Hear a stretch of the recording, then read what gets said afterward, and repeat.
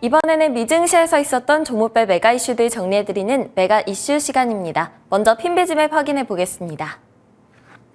간밤 뉴욕 증시는 연준의 내년 금리 인하 가능성으로 당분간 상승세가 지속될 것이라는 기대감에 상승세를 나타냈습니다. 일부 연준 당국자들이 시장이 너무 앞서가고 있다라면서 경고하고 있지만 시장은 그럼에도 상승 랠리를 펼쳐나가고 있는데요. 국채금리는 금리 인하 가능성이 하락했고요. 금 가격은 상승했습니다. 국제유가는 홍해 안 보이기 이슈 속에 1% 넘게 오르는 흐름을 보여줬습니다. S&P 500 내 대부분의 섹터가 상승했습니다. 커뮤니케이션, 임의소비재, 에너지, 금융섹터 등이 상승을 했고요. 필수 소비재, 유틸리티, 기술 섹터는 보합권 움직임을 나타냈습니다. 시가총액 상위 종목들 가운데 마이크로소프트, 애플, 아마존은 보합권에서 등락을 반복하는 모습이었고요. 알파벳, 메타, 테슬라는 상승했습니다. 어펌은 월마트 키오스크에서 후불 결제 서비스를 제공한다는 소식에 급등했고, 추이는 제프리스에서 긍정적인 투자 의견을 내놓자 급등했습니다. 인페이즈 에너지는 인력 감원과 공장 2곳 폐쇄 소식에 상승했습니다. 이번에는 종목별로 이슈들 짚어보겠습니다. 먼저 알파벳 소식부터 확인해 보겠습니다. 반독점 위반 혐의에 7억 달러 지급에 합의했다라는 소식입니다. 구글은 자사 앱스토어인 구글 플레이를 독점적으로 운영을 해서 반독점 위반 혐의를 받았습니다. 앱을 판매하는 개발자들에게 부당하게 권한을 남용했다라는 건데요. 이번 합의를 통해서 구글은 7억 달러 지급에 합의를 하게 됐고요. 또 구글 플레이어를 통해서가 아니라 개발자들의 웹사이트를 통해서 직접 앱을 다운로드하는 것을 허용하게 됐습니다.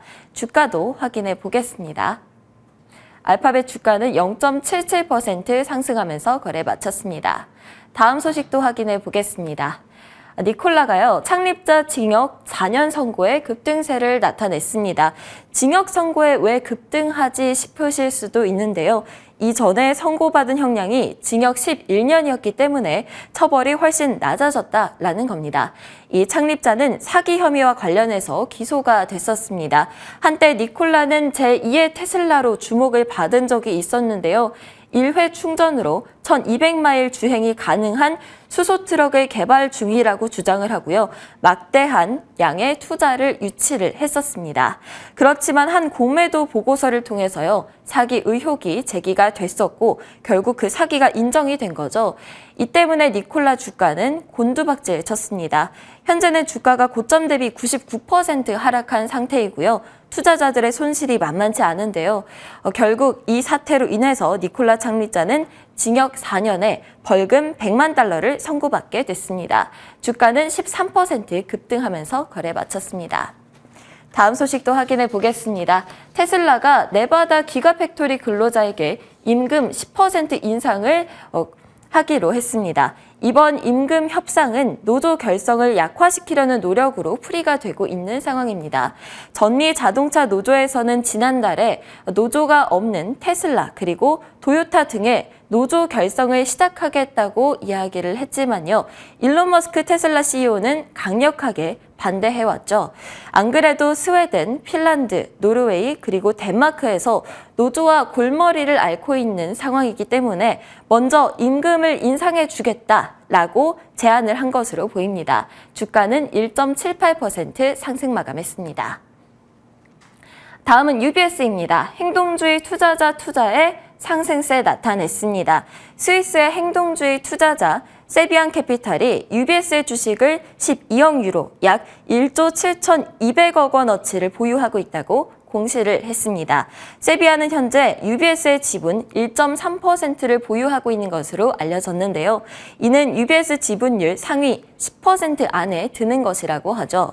세비안은 UBS에서 엄청난 가치를 발견했다. 그리고 향후 주가가 지금의 2배는 돼야 된다라면서 믿음을 나타냈습니다. 주가는 5%가량 상승하면서 거래 마쳤습니다.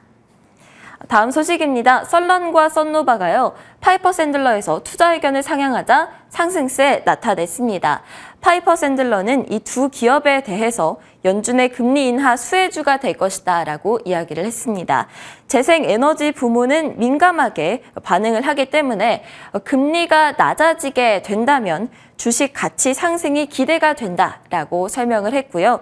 썬런과 썬노바는 올해만 25%가량이나 하락하면서 주가 흐름이 그렇게 좋지는 않았었는데요. 이제는 다시금 도약을 하게 될지 기대가 되는 부분입니다. 썬노바는 15%가량 상승하면서 거래 마쳤습니다. 다음으로는 마감지수 상황 살펴보겠습니다.